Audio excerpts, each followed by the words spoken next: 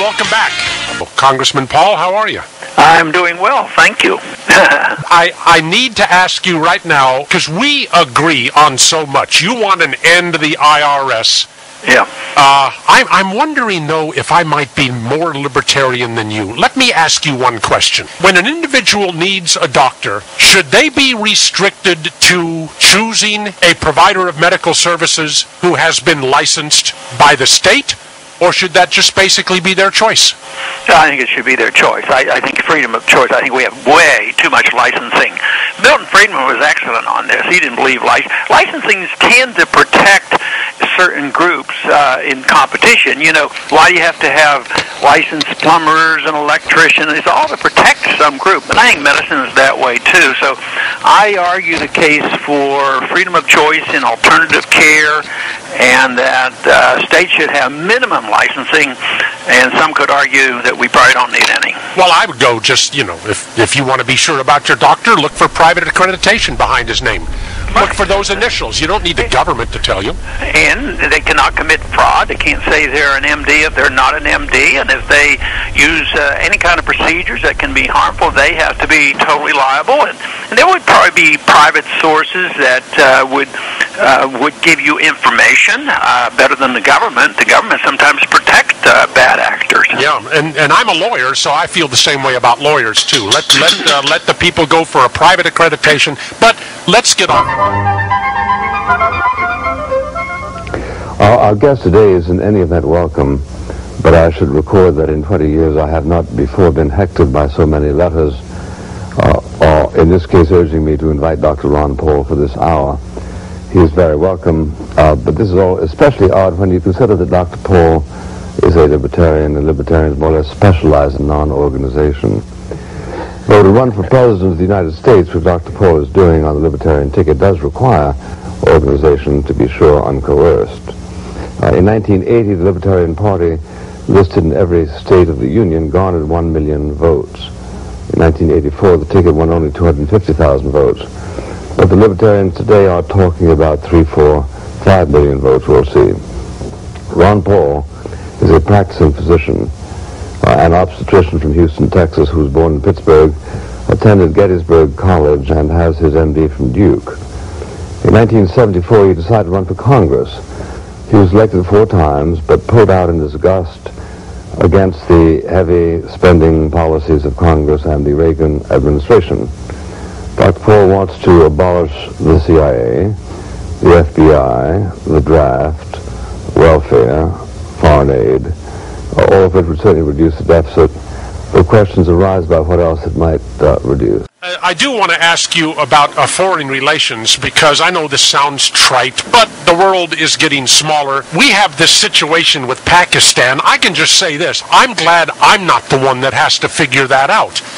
We have a nation of Pakistan right now that seems to despise us. We give them well over $1 billion, maybe a couple of $1 billion a year. And they have nuclear weapons that we would just as soon not see fall into the hands of Islamic terrorists. You're on the Foreign Affairs Committee. Right. If you're president, that's a tricky situation. Congressman, how do you handle that? Well, I think the way we've handled the Soviets is a pretty good example. You know, they had a ton of them, and a lot of those floated around. I'm not sure they can identify every single one of them right now, but they had to deal with that, and that was a very dangerous situation. When I was a flight surgeon, that was in the 60s, and it was quite dangerous. Matter of fact, I was drafted while the nuclear weapons were put in Cuba. So Kennedy, I thought, set a pretty good example. He had to deal with it, but he and Khrushchev got on the phone, and they both agreed to withdraw weapons. We actually backed off from putting our weapons on their borders in Turkey, and they took them out of Cuba.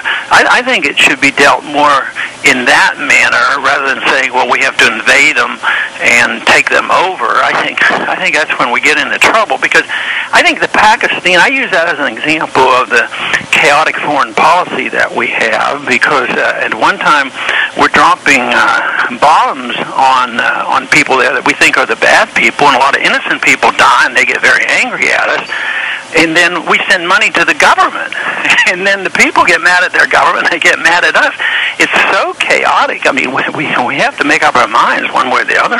You are gaining traction with the American people. Is it because of the number of debates that you have participated in, or is it because Ron Paul now has a message that is ringing even more true with the people of this country? I think it's the second. I don't give myself a whole lot of credit for giving any grand speeches, but I think it's a grand message, and the message is great, but the disaster is staring us in the face.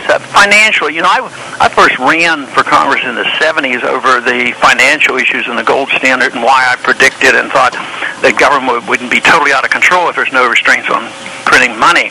So this has all come about, and we are facing our bankruptcy, although too many in Washington won't admit it. So that financial crisis there. But even on this issue that you say that you and I probably have some disagreements, people are sort of tired of, Afghanistan 10 years. This is why I argue the case, for the Constitution, that if you have to go to war, you declare them, you win them, and get them over with. So I think the frustration with the war, the deficit we're facing, the financial crisis, and I think the fact that I've offered in a very serious manner to cut the budget $1 trillion. If it's a problem, that's what you have to do. But the other candidates haven't offered any real cuts. Nobody in Washington is talking about real cuts. They're talking about cutting proposed increases. Right. And that's quite different from what I've been talking about. That message is totally lost on the American people. That all they're talking about is, we'll slow down our spending increases a little bit. And I think if the American people understood that, there would be a lot more haywire thrown into the presidential election than there is right now. But don't you think the major media have a lot to do with this? Because they never pointed out, when they talk about a cut, whether it's an entitlement or an overseas expenditure, they always talk about it as a real cut. They never explain this. So that's why it's so difficult for us to get that message out. Well, the American people know there's something seriously wrong, though. Well, I think the major media, the Obama media in this country, is absolutely dedicated to the proposition of re-electing Barack Obama as President of the United States. They put him there. They're embarrassed by him, but they want to make sure he stays. I think you're right about that. So now, the financial situation in Europe. We talk about Pakistan. That's military. That's national. That is a physical threat. The euro may be caving in right now. Some people are suggesting, it's just a matter of time before the United States steps in there to bail those people out. If Ron Paul is the president, certainly we don't want to see a catastrophic economic disaster in Europe, but what do we do? Well, you have to face the reality, and the reality is countries like Greece are bankrupt, and they should go bankrupt. They should liquidate that debt and clear the board. But to keep propping them up, but we can't blame the Europeans for doing it, because we do the same thing over here. Look at our TARP funds, as well as allowing our Fed to create $15 trillion, and they've already been very much involved in Europe, and Bernanke has already just recently announced he would be available if it becomes necessary for us to even inject more funds. But I think the whole system is doomed, whether it's the euro, the European Union, as well as our dollar. It's just a matter of time. We could work our way out of it. The odds are slim. That is, we'd have to cut $1 trillion and quit printing money, and we'd have to back off on our spending. What happens if we don't? I think it's going to be catastrophic. I think it's going to be a destruction of the currency. We have the biggest bubble existing ever in the history of the world, and all the currencies are connected. We do have a type of negative globalism. It's globalism, but it's all fake. It's built on debt, and that will come apart, and people will leave currencies. They're leaving other currencies, and the euro's under threat, but eventually they're going to leave the whole dollar standard. The dollar is the reserve standard, and most people who are serious about this, whether they want the UN to establish a new currency or whether it's some of us who would like to see a gold standard, I think many people are very much aware that the dollar standard is destined to end. It's just a matter of time and how chaotic it's going to be and what it's going to be replaced by. I'm talking about destiny. Maybe 2 weeks ago, 3 weeks ago, I came upon a video of a somewhat younger, by maybe 9 years, Ron Paul on the floor of the House of Representatives warning that if we didn't do something about Fannie and Mae, we were headed to a real estate meltdown in the United States.